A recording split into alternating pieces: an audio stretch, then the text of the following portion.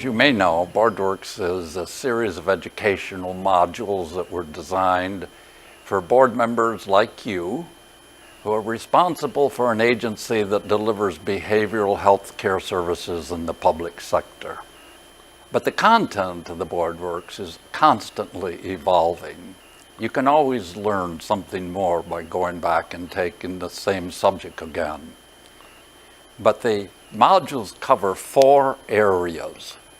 The 4 areas are fundamentals, leadership, management, and implementation. This module is entitled Participatory Governance and Ethical Implications, and it addresses that area of leadership. Bob and I hope you will experience our time spent together as more than a time for simply gathering more information to store away. This module is designed to engage your entire board rather than to be watched individually. It is our intent that this will be a team-building experience that models what leadership looks like. Now, my name is Clint Galloway. Bob Lathers, my co-facilitator, and I've been working together for over 20 years. During that time, I have been a governance board member at Ionia Community Mental Health Authority. And I've also been active for some 27 years at Michigan Association of Community Mental Health Boards, which we shorten up to the acronym MACCABE. Here in MACCABE, I've served in various capacities, but in the last 7 years, most of my time has been spent as editor-in-chief of the publication Connections for Communities That Care. Back to Bob. I first became acquainted with Bob when he was hired by MACCABE to develop some extensive training opportunities to meet the needs of a system that was converting to managed care at the local level, and to fill a gap for training that was no longer being provided by the State Department of Community Health. I soon became very impressed with Bob's wisdom and his ability to engage people and the success he had in developing those training experiences. But the most important thing at the core of this man was a set of values that put people first. That's what resonated with me. So when there was an opening for a CEO position at Ionia, I immediately thought of Bob. That was 14 years ago. We see ourselves as simply 2 people who are part of a team at Ionia, a team that extends far beyond the doors. For we realize that leadership is a participatory process that is ethically driven. We hope to engage you in the next few minutes in a learning experience that will increase your passion as well as your understanding to be the leaders that continually transform your agency and the quality of the services for which you are responsible. Now that's a formidable challenge, and it requires, yes, passion, but also knowledge and teamwork. Everyone needs to participate, knowing that their contributions are valued and present and expressed in the decision-making process at the board level. So there are 2 key words in the title of this module that address what we believe to be the essential qualities of successful leadership. The first one is participatory. Webster defines that as providing the opportunity for people to be involved in deciding how something is done. Ethical, the other word, takes us to the very heart of philosophy, and it ponders the question, what is right thing to do? What is the right thing to do? This has been the heart of philosophy for 2,500 years, since Plato wrote about Socrates at the very end of his life. Crito, the story of the end of Socrates' life, begins with Socrates sitting in the prison cell early in the morning, awaiting his execution, which was to drink the poisoned hemlock. Crito, his friend of many years, a man of means, visited him before dawn, hoping to persuade Socrates to follow the plan he had made to escape from prison and to go to a place he had secured where he would be safe. Crito argued, that way you'll still be able to care for your children. You'll still be able to engage in the dialogue which is so valuable to teach us. And we, your friends, will not be embarrassed by the close relationship that we have with you, embarrassed by the fact that you were executed as a criminal of Athens. What follows is, in Socrates' tradition, a tremendous dialogue fueled by the deep questions that Socrates would come up with that made you go inside and think, what is the right thing to do? At the end of the dialogue, they agree that Socrates will stay and drink the hemlock. And the reason being that one of the greatest principles that police their actions, and that's actually the origin of the meaning policy. What is the principle that will police our action? Policy. And what policed their actions was what they believed to be a social contract, a sacred social contract between all the citizens of Athens, that to live in this city, they would abide by its laws, even though at times they seemed to be unjust. Now, we may disagree with the decision that Socrates and Crito accepted. The thing here for us to remember is that the most important decisions in life warrant our investigation by probing them with deep questions.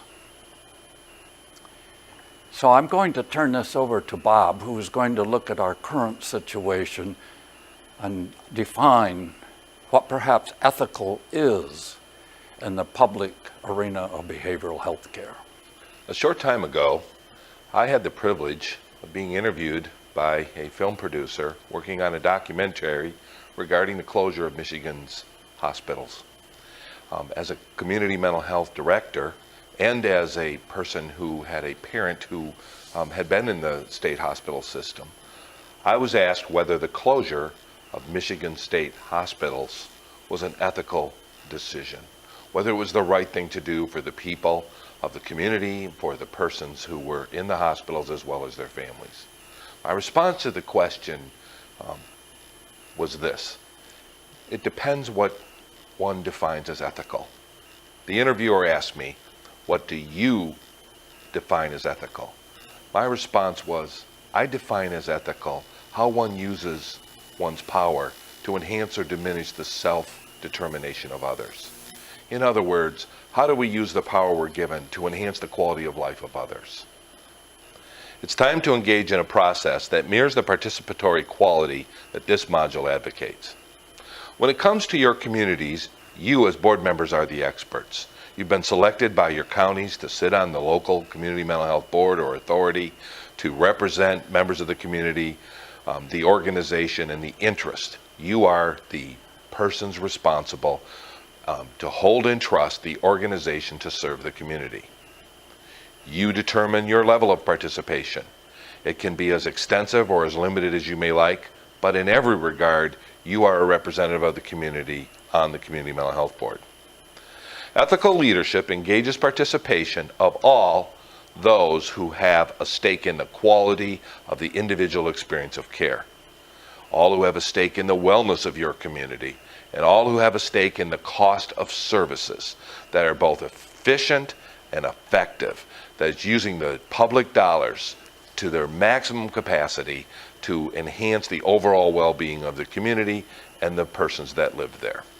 This module is best viewed in a group setting by your entire board.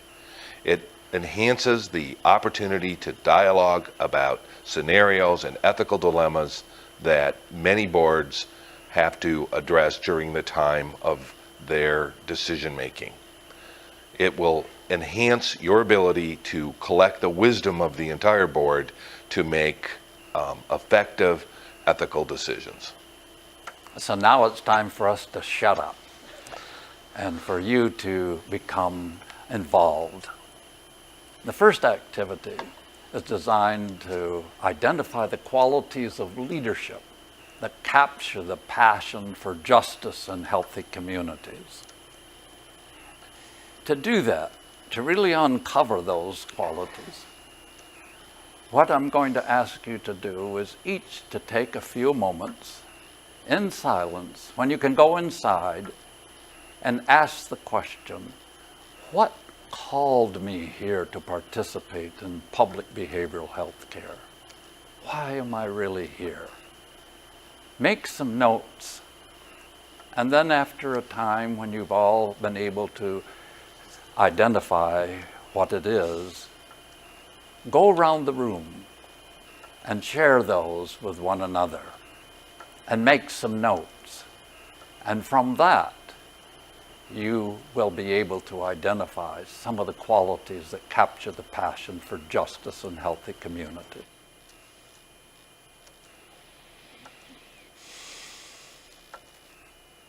Okay. Now for the second question. Again, that addresses the qualities of leadership that capture the passion and justice for healthy communities. And this question is, again, one that asks you to do a little introspection and go back and ask, what were you dreaming you might accomplish when you first became involved in community mental health? Again, take some time, write down notes, and then go around the table and share. Listen to one another.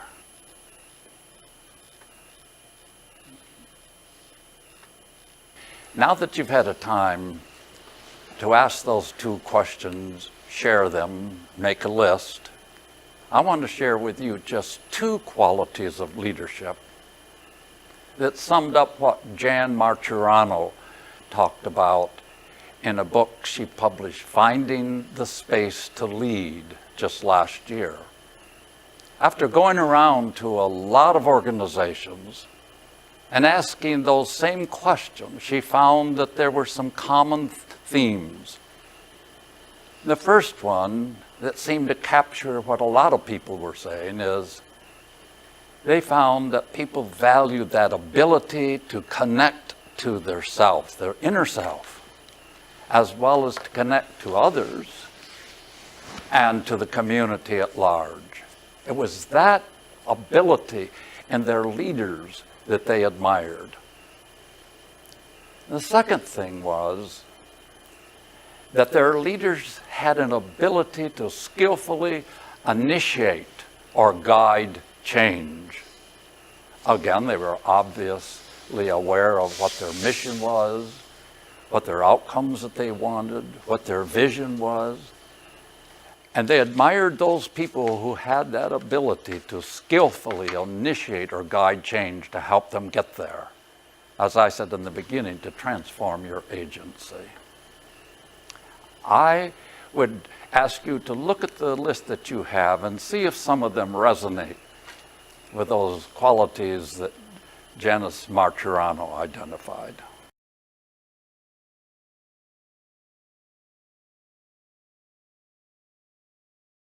Now, we'd like to address the issue of developing commitment to the promotion and protection of the full rights and responsibilities of citizenship of intended beneficiaries. To simplify, we'd like to ask you to do another exercise. And the question is, assume that you or a member of your family are receiving services at your agency. List the most important qualities or features that you desire when you or your family members receive these services. Take a few moments and write down the qualities or features that you desire when you or your family member receive these services.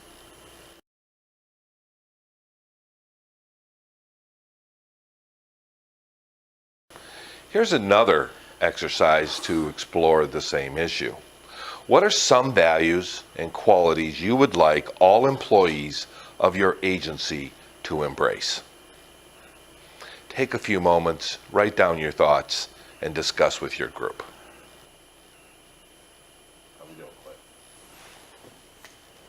As board members, you have many responsibilities for your organization, from overseeing the budget, to establishing outcomes, to hiring the director.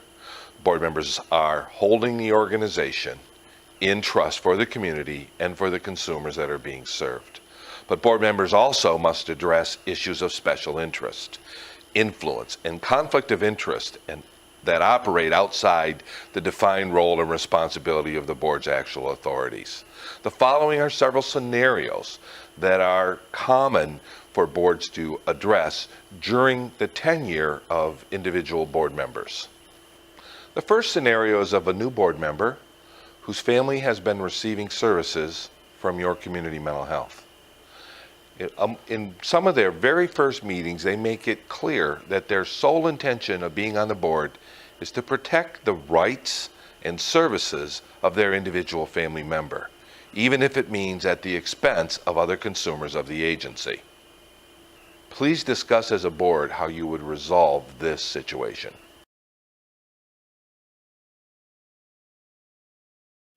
The next scenario is one related to human resources.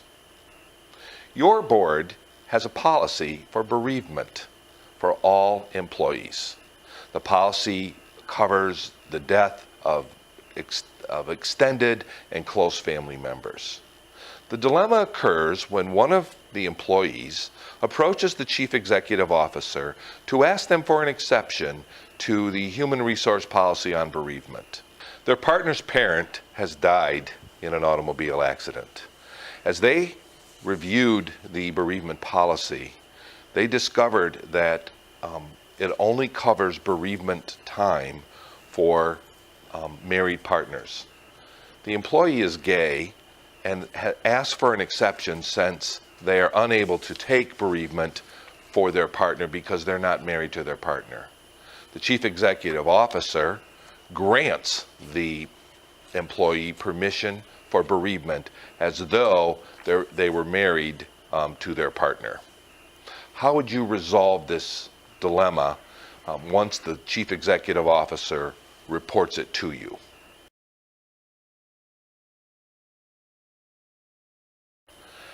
As a board member, you receive a call from another board member stating that they are planning to make a motion at the next board meeting to fire the chief executive officer, and that they're calling at this time every board member to gather support for their intention of this motion. How would your board resolve this situation?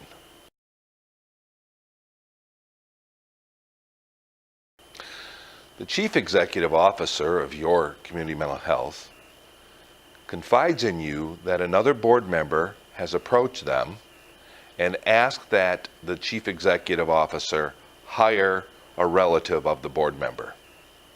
The chief executive officer informs the board member that they have no intention of hiring the family members of their board, to which the board member said that they would take it up with the board as a whole.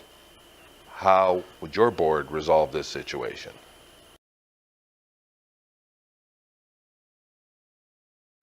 Thank you, Bob, for giving us these scenarios. They are indeed thorny issues. None of us really enjoy dealing with thorny issues. The thorny issue of conflict of interest from a board member's perspective is really when my interest, my self-interest, conflicts perhaps with the interest of everyone else. When I'm seeking an action that has a personal benefit, then I have a conflict of interest. I, at the board, need to be thinking about the interest of everyone who receives the services. I'm not just there for personal benefit. That's a conflict of interest. Now I'm ready to move to a different area, a different subject. And that's the ethical responsibility of remaining knowledgeable and informed. That's really the competency that I bring to the board. This is an exercise we're going to ask you to engage in that probably will take a lot more time than what this particular module allows. At Ionia, it took us a year to identify the competencies that we wanted around the table when we were making decisions. We began by just making a list of all the areas of knowledge that we would like to be present at the board. Then we used this list to individually rank ourselves 0 to 5 on each of the following. We took the area of knowledge that we would bring to the board table and said, of this area of knowledge, how knowledgeable am I? Do I have no knowledge, limited knowledge, basic knowledge, sufficient knowledge? Or do I think I have a mastery of the knowledge? And then alongside that, I would indicate my desire of the particular issues that I would like to learn more about. So with that same area of knowledge, I would say, not interested. I have some interest. I have significant interest. I am very interested. We would tabulate all of these and then use the collective of data to develop both individual and board development plans. And Bob's going to be talking about that.